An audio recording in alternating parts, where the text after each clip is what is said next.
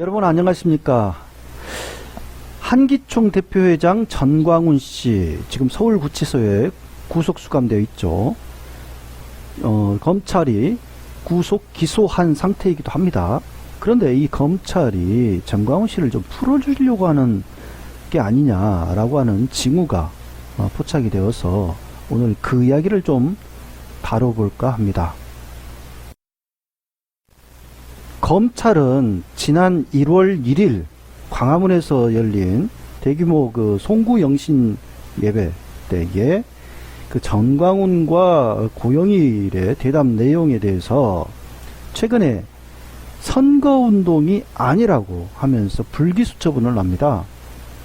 이런 사실은 서울시 선관위하고 검찰의 그 불기소 이유서를 통해서 확인할 수 있었는데요.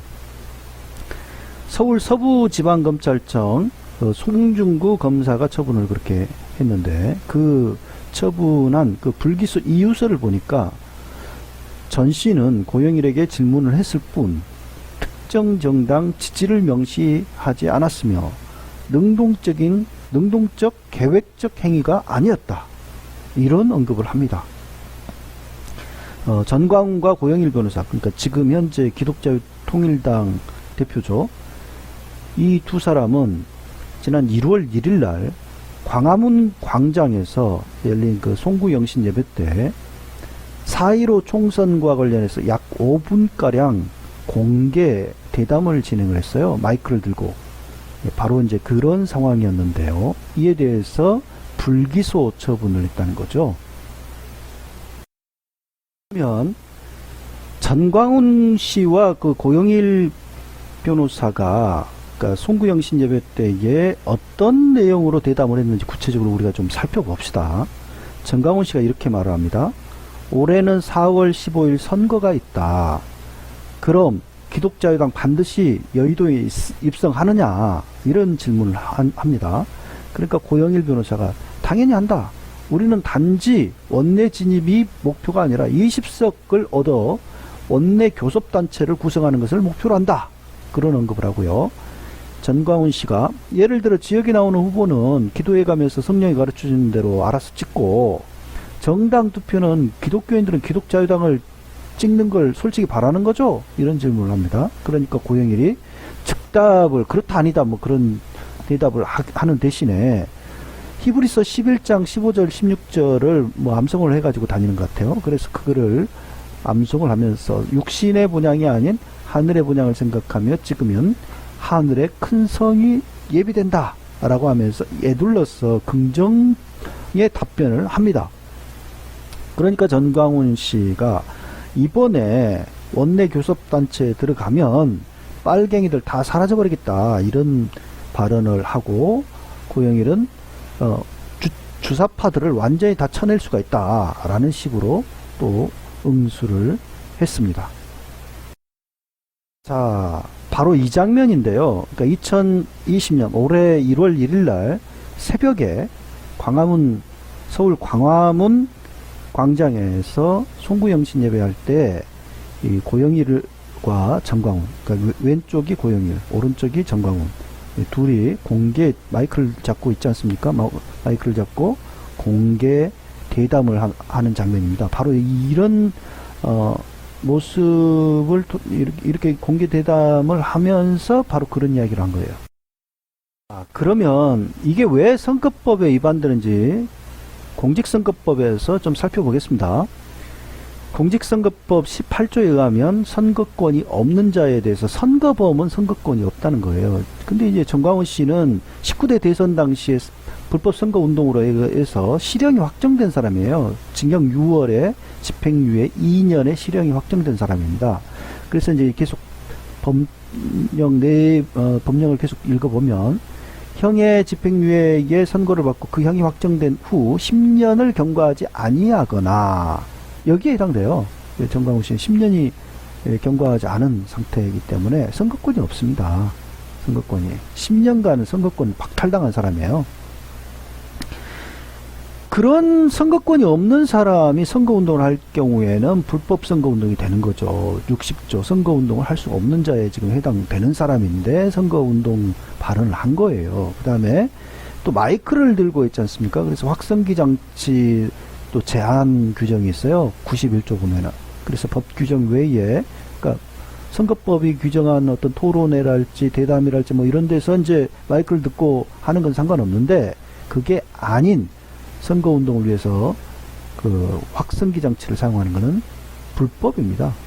그리고 선거운동 기간 위반죄도 있어요. 4월 2일부터 공식적으로 선거가 개시가 되거든요. 근데 그 전에 그런 행위를 하는 거, 그 사전 선거운동이에요. 그러니까 이렇게 운동을 하는 자는 3년 이하의 징역 또 600만 원 이하의 벌금형에 처하게 됩니다. 255조 부정선거 운동죄가 있는데, 그러니까 18조나 60조에 해당되는 사람이 선거운동을 했을 경우에 부정선거 운동이 되는 거죠. 그래서 이런 법령을 정광훈은 위반한 것으로 지금 틀림없이 위반한 걸로 보여요. 그래서 전광훈과 고영일의 그 신년집회 대담, 그러니까 송구영 신예배 때의 대담 내용이 알려지게 되면서 JTBC 뉴스룸에서 손석희 앵커가 전광훈 신년집회에서 총선용 발언 2일 영장심사 이런 기사를 내보냈습니다. 그 당시가 이제 그 전광훈에 대해서 경찰과 검찰이 구속영장을 청구해 놓은 상황이었죠. 그래서 이제 영장 실질 심사가 신년 올해 1월 2일 날 있을 예정이었는데, 바로 영장 실질 심사를 앞두고 전광훈이 겁도 없이 말이죠. 또 이런 신년 송구영 신예배 당시에 발언을 한 거예요. 그러니까 이제 사단법인 평화나무가 전광훈과 고영일 이 두 사람의 그 공직선거법 위반에 대해서 그 공직선거법 위반 혐의로 지난 1월 2일 날 종로경찰서에 고발을 합니다. 그리고 경찰과 검찰도 그 전광훈과 고영일의 그 대담 내용이 분명히 선거법 위반에 해당된다라고 봐서 이 해당 발언을 전 씨에 대한 구속영장 청구 사유에 포함시켰죠. 그래서 이 전광훈 씨가 구속된 주요 사유 가운데 하나가 바로 이제 신년 대담, 이 내용이 분명히 있었어요. 그런데 참으로 이해할 수 없는 놀라운 일이 벌어집니다. 전광훈에 대해서 이렇게 정말 그 선거법 위반뿐만 아니라 온갖 뭐 집시법 위반, 뭐 횡령, 뭐 등등의 혐의를 받고 있는 이 전광훈. 그래서 서울구치소에 구속되어 있는 이 전광훈에 대해서 그 담당 변호인 이성희 변호사던데요. 이 사람이 지난 13일 날 이화영 TV라는 곳에서 이 유튜브 방송에 나와가지고 이런 발언을 합니다. 다수의 변호인단은 수사 거부를 하기를 원했고, 전광훈 씨의 그 수사 거부를 정중히 전광훈 씨에게 요청을 했었다. 그런데 목사님께서는 경찰 조사와 검찰과의 대화, 수사관과의 대화에서는 이거는 조사를 받는 게 더 좋겠다, 이런 판단을 해서 조사에 적극 임하더라 이야기를 하고요. 그 과정에서 검사님도 이 사건에 대해 상당히 오해를 많이 풀어주셨다면서 검사님 스스로 오해가 있었던 부분도 풀어줬고, 심지어 명예훼손으로 기소 의견으로 온 부분도 고발인 취하가 됐다. 그 다음 선거운동에 대해 개념은 분명히 다툼의 소지가 있다. 송구영 신예배에서의 덕담을 이렇게 만담 형식으로 한 것을 선거법 위반이라 할 수도 있느냐라는 의문도 있다. 또 심지어 기독자유당 전당대회에서 축사한 것을 이걸 그렇게 볼 수 있겠느냐 하면서 의견서까지 내라 할 정도로 우호적이셨다라고 했습니다. 그러니까 송구영 신예배는 덕담 수준이고 만담 형식으로 한 것이고, 이거는 선거법 위반이라 할 수 없다는 언급을 이미 이렇게 전광훈 씨에게 했다는 것이죠, 검사가. 그리고 또 기독자유당 전당대회 축사 내용 이것도 선거법 위반으로 볼 수 있겠냐, 이건 어렵지 않겠냐, 이런 식으로 의견서를 내라 할 정도였다는 거예요. 이게 뭔가 좀 상당히 이상하죠. 네. 검사가 이렇게까지 정광훈한테 호의를 베푸는 이유가 뭘까요? 한 걸음 더 들어가서 왜 이런 일이 벌어졌는지 그 내막을 알아보면 더 가관입니다.